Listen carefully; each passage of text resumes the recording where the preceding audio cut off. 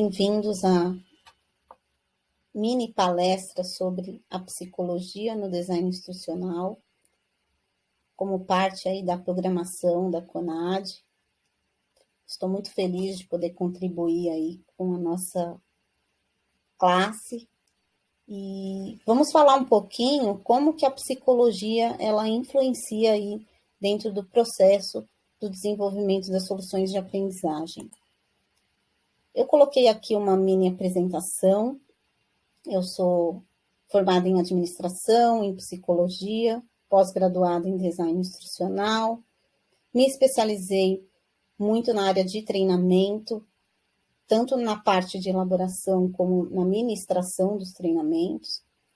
Trabalhei em RH no meu início de carreira, como generalista, inclusive atuando também na área de seleção.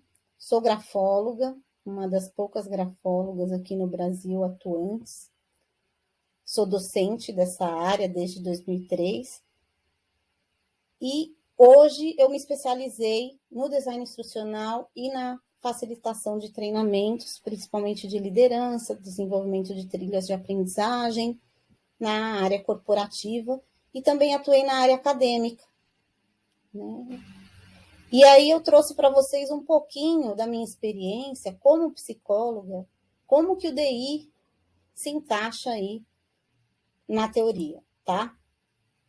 Primeiro, eu coloquei uma frase aqui do Piaget que eu achei muito interessante, que é: o principal objetivo da educação é criar pessoas capazes de fazer coisas novas e não simplesmente repetir o que os outros fizeram. Homens que sejam criadores, inventores, descobridores. Então, dentro das nossas teorias de aprendizagem, o Piaget, ele sempre teve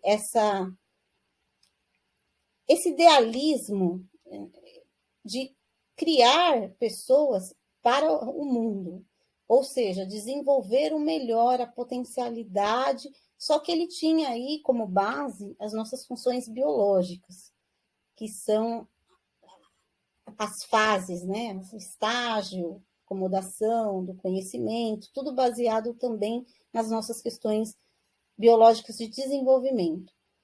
Mas hoje a gente está muito focado nessa questão porque nós precisamos realmente criar pessoas que tenham aí, que avancem dentro da escala da taxonomia de Bloom, para que a gente possa realmente criar coisas novas, disruptivas, que realmente agreguem aí nesse mundo tão ambíguo, tão confuso que nós estamos vivendo. Então, acho muito importante trazer essa frase do Piaget, porque ela é como um norte para os novos treinamentos que são solicitados e que devem ser construídos com esse objetivo, tá? E aí eu criei um mapa para a gente ir caminhando aqui. O nosso tempo é curto, então eu vou dar apenas umas pinceladas para a gente entender o que envolve todo esse processo e depois a gente faz um fechamento, tá?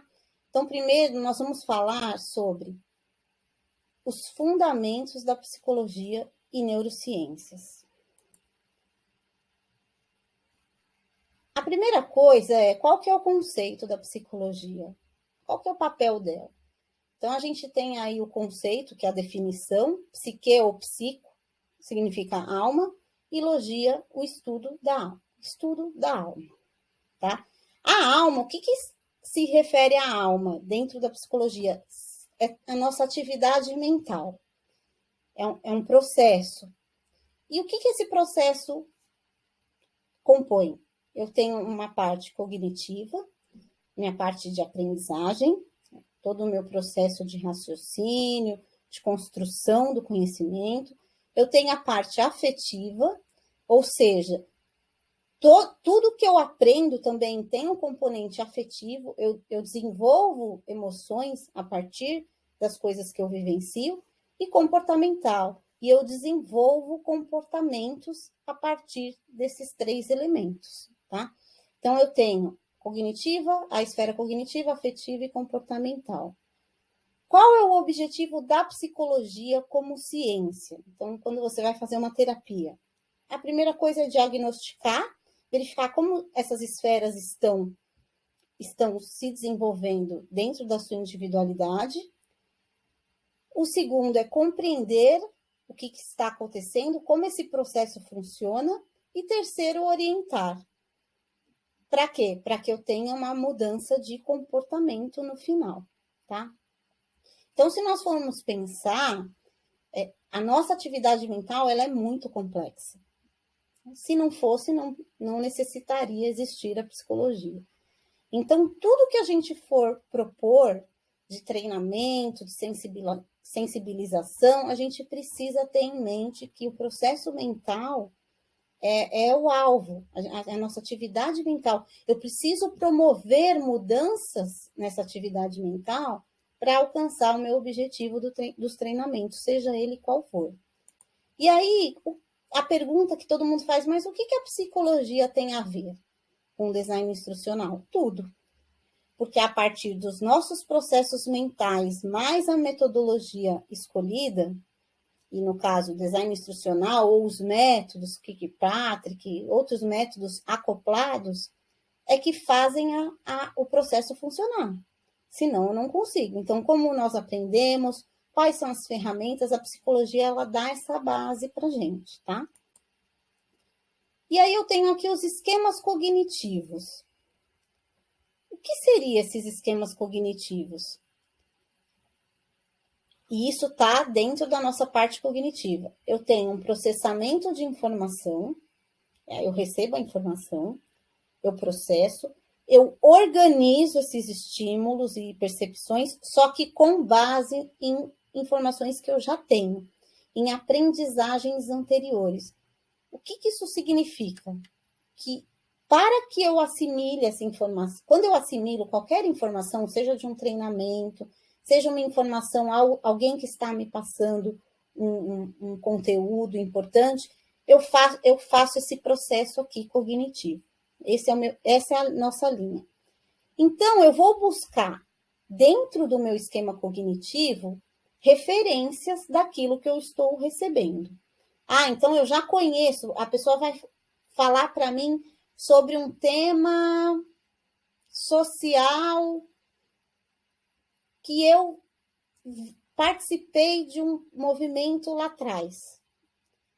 Eu vou pegar essa referência desse movimento que eu já participei, o meu conhecimento prévio daquilo, para criar esse esquema cognitivo.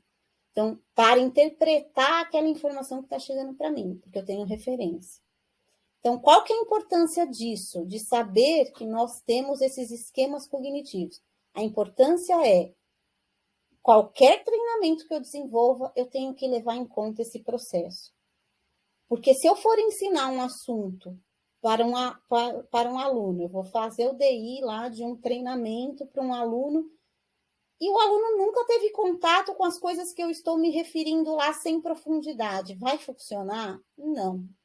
Então, eu preciso levar em consideração, por isso é tão importante a questão do estudo do público-alvo. Eu preciso levar em consideração o que ele conhece desse assunto. Ele é leigo? Não, ele tem uma informação. Eu preciso entrar mais profundamente em assuntos prévios antes de me aprofundar. Então, todo esse cuidado faz parte aí do processo do design instrucional. E aí eu tenho aqui uma coisa interessantíssima, que está muito em alta, que é a questão da neuroplasticidade ou plasticidade cerebral. Nós temos uma capacidade aí, de acordo com os estudos da neurociência, de desenvolver aprendizagem ao longo da nossa vida.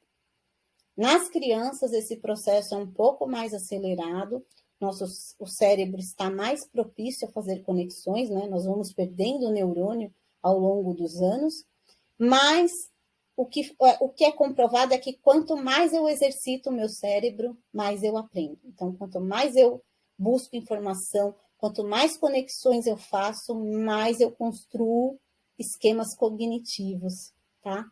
E isso que é importante para nós, para que a gente ascenda aí no processo de desenvolvimento e de aprendizagem. Então, entender como o cérebro funciona e como ele se comporta é fundamental na hora de criar uma estrutura de aprendizagem. E é claro que o cérebro ele se adapta às novas condições. A plasticidade cerebral é tão forte, ela é tão importante, que quando a pessoa tiveram estudos que quando a pessoa tem uma lesão no cérebro, em determinada área, o cérebro compensa, regenerando outras áreas. Ele tem esse poder. Então, a gente precisa aí levar em conta que a plasticidade cerebral é um caminho. Então, quanto mais a gente trabalhar aí com a aprendizagem, com o estímulo da aprendizagem, mais a gente vai conseguir avançar no processo de desenvolvimento. Aí eu tenho aqui um esquema muito interessante. Como que funciona esse processo? Aí tem a frase aqui: o que perturba o ser humano não são os fatos, mas a interpretação que ele faz dos fatos. Por quê? Porque é um processo cognitivo. Então, eu recebo a informação aqui. Essa informação, ela acarreta um pensamento. Então, eu recebi uma notícia triste de alguém que está doente. Automaticamente, essa notícia gera um pensamento. Puxa, que pena, eu também fiquei triste. Desse pensamento, gera uma emoção. Aí a pessoa já começa, puxa, o que eu faço? Como que eu posso ajudar? Já começa a sentir, eu briguei com a pessoa, me sinto culpado. Então, aqui a gente já começa a processar o pensamento. E aí eu posso ter até reações físicas. Eu posso começar a transpirar, ficar com medo, chorar, enfim, eu tenho várias reações. Então, este é o ciclo. Informação, o pensamento, que gera uma emoção, que gera uma reação. Muitas vezes físicas e mental a partir do que eu interpretei daquele fato. E aí eu tenho aqui um comportamento que vai derivar aí desse processo. Então, dentro desse processo pode acontecer muita coisa. Eu posso interpretar a informação que eu recebo errado, aí eu desencadeio um pensamento, uma emoção, uma reação. Isso é trabalhado muito na terapia cognitivo-comportamental. Então, a causa dos problemas está sempre como eu recebo a informação, o que eu penso sobre ela, que tipo de emoção que eu desenvolvo e qual a reação que eu tenho. Então, pensar sobre isso é de extrema importância, porque eu preciso passar uma informação que não seja confusa, que não dê dupla interpretação. Então, tudo isso é importante para a gente dentro do DI. Aí, resumindo essa questão, eu tenho 3 pontos importantes: pensamento, o aprendizado e a percepção. Tudo isso está no mesmo lugar, no mesmo processo. Por isso que eu não posso deixar a psicologia de lado, porque o aprendizado ele está ligado à questão das emoções, ele está ligado às questões dos vieses inconscientes que nós temos. Então, tudo isso precisa ser levado em conta na hora de construir uma solução de aprendizagem, senão eu vou dar um tiro no escuro. Por isso, conhecer o público-alvo a fundo é fundamental. Aí aqui tem um esquema que mostra exatamente o que é aprender hoje na neuroeducação. A gente está falando já da neuroeducação. Aprender é modificar comportamentos e sair da zona de conforto. Como era o aprendizado antes? Na educação formal, era só adquirir conhecimento. Então, hoje, não basta adquirir o conhecimento, eu preciso mudar o comportamento, eu preciso estimular as pessoas para que elas saiam dessa zona de conforto.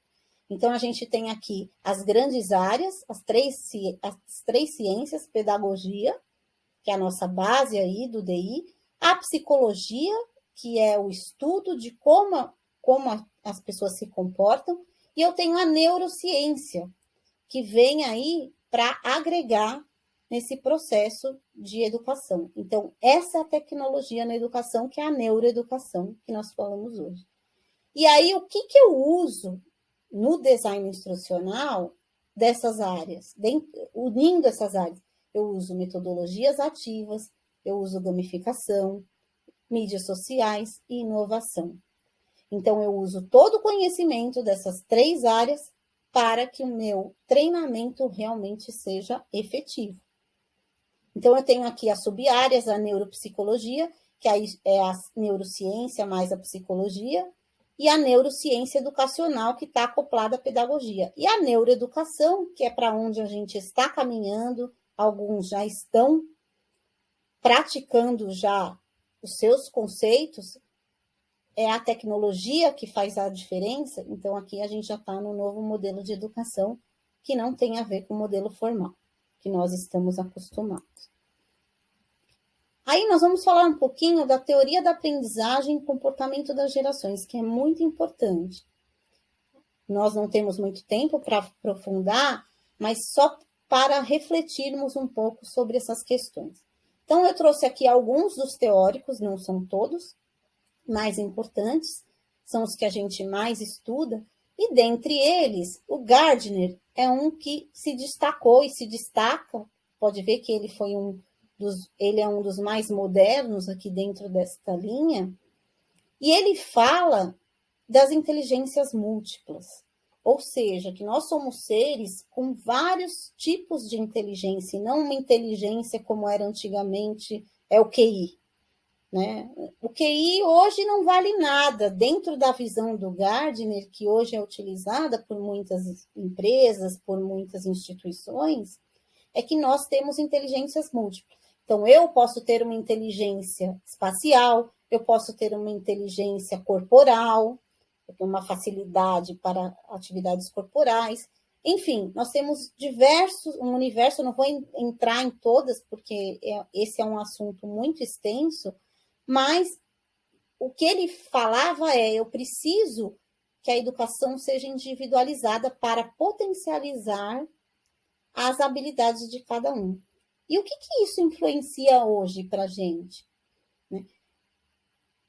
Claro que a gente vai lá no estilo de aprendizagem. O estilo de aprendizagem é muito importante para que a gente tenha realmente essas informações. Qual que é o estilo? Essa pessoa tem mais facilidade com isso, com aquilo. Por isso que, às vezes, é interessante, se você tiver oportunidade, de aprofundar o estudo no público-alvo, aplicar o estilo de aprendizagem, para ajudar aí nesse mapa mental do seu público, para realmente tentar personalizar essa educação.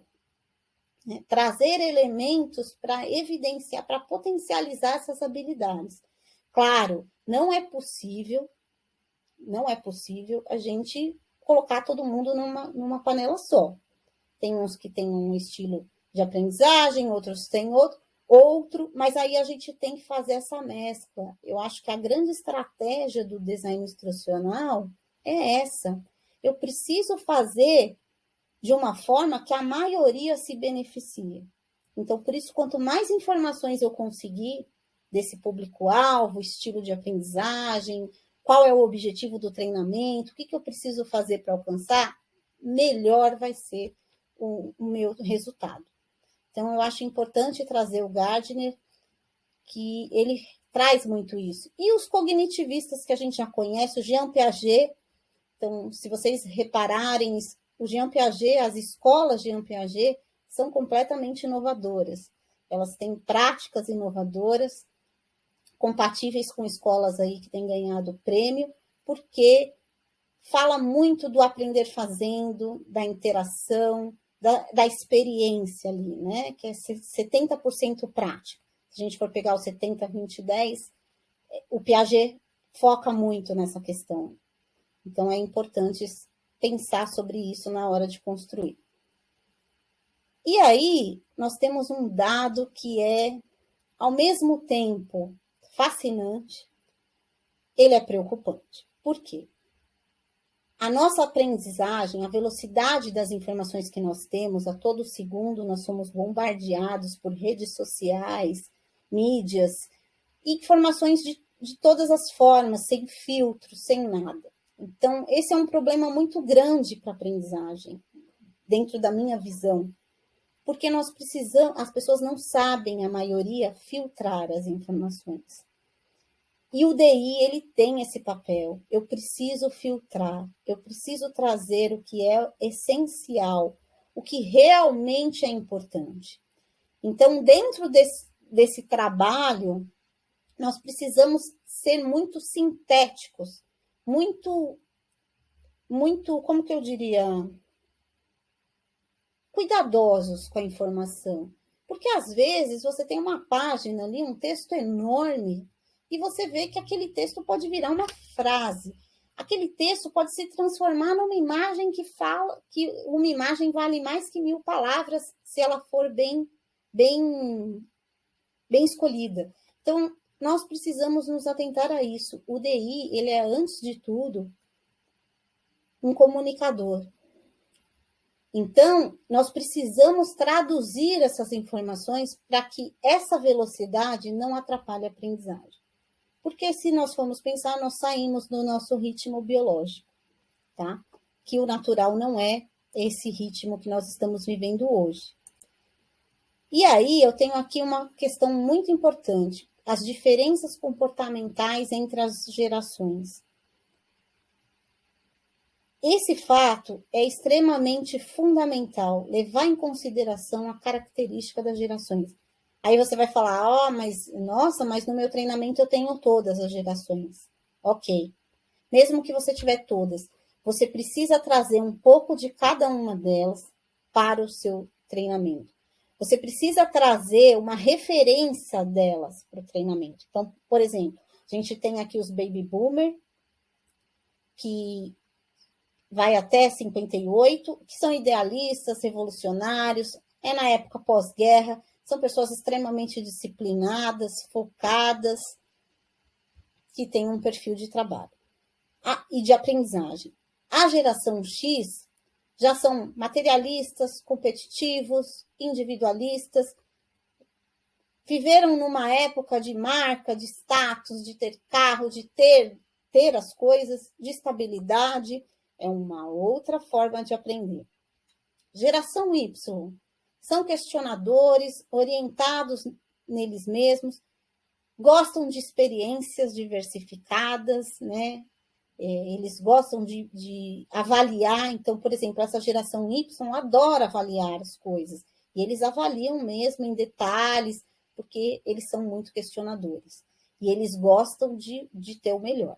E a geração Z, que é de 1995 até 2010, que tem aí as suas identidades indefinidas, são realistas, gostam de diálogos, de comunidades, produtos éticos, então, produto que não usa animal para fazer teste. Então, nós temos aí a ideologia. E o que eu preciso fazer dentro do treinamento? Eu preciso juntar essas características e trazer, pelo menos, se eu tenho todo esse público, eu vou trazer um pouco de cada uma. Se eu tenho só um público, eu vou aprofundar dentro dessas características. Então, eu preciso falar a língua do meu público e a língua da minha geração. E aí eu tenho aqui os fundamentos e interações instrucionais práticas, tá? Como nós aprendemos? Aqui eu acho de extrema importância. 10% lendo, 20% ouvindo, 30% vendo, 50% vendo e ouvindo, 70% interagindo, 80% praticando o conhecimento e 95% ensinando. O que isso pode nos ajudar dentro do processo de DI? Se eu tiver um treinamento que a pessoa só vai ler, só de texto, eu tenho só 10% de chance desse aprendizado ser efetivo. Se eu tenho um treinamento que tem texto e áudio, um vídeo, imagem e vídeo, eu já tenho 50% de eficácia aí dentro desse treinamento. Se eu tiver prática, subiu para 70%, porque eu vou passar o conhecimento e a pessoa vai praticar e ela vai aprender. 80% praticando aquilo, eu vou aí interagindo com as pessoas, aqui é interagindo com as pessoas. Eu vou interagir, eu vou trocar informações. Então, um senso de comunidade, de troca, e 95% ensinando alguém. Então, dentro dos meus treinamentos, eu preciso ter essa visão. Opa, eu não posso ter um treinamento só de texto. Eu não posso ter um treinamento só com áudio. Enfim, eu preciso aí mesclar de uma forma que traga resultado. E aí a gente tem o lado direito e o lado esquerdo do cérebro. O lado esquerdo, toda a parte lógica, onde a nossa educação formal está situada, e eu tenho o lado direito, que é a criatividade. Então, toda a parte de criatividade, de imaginação, subjetividade. Então, o que eu preciso fazer no treinamento? Eu preciso estimular esses dois lados. O que a educação formal faz? Ela só estimula esse lado aqui, só o lado lógico. Então, hoje a gente está precisando estimular esse lado aqui. Por quê? Porque eu tenho que trabalhar com a esfera afetiva, cognitiva e comportamental. Então, eu preciso trabalhar com as duas. Não dá para a gente aprofundar muito, mas é muito interessante entrar nesse assunto. E aí, para fechar, a gente vai falar agora o que todas essas informações me trazem. Bom, primeiro, eu preciso entender, aqui eu tenho o design instrucional, que é o carro, mais as metodologias, que é o veículo para me levar até o objetivo. Então, como a gente funciona, eu preciso saber como a gente se comporta, como aprendemos, como interagimos, como percebemos e interpretamos. E só assim a aprendizagem é efetiva e realmente eu tenho uma mudança de comportamento. Bom, a gente não tem muito tempo, então, para finalizar, eu queria agradecer. Espero aí que esses pontos ajudem todos na reflexão de como a gente constrói aí os treinamentos. Obrigada a todos. Até uma próxima.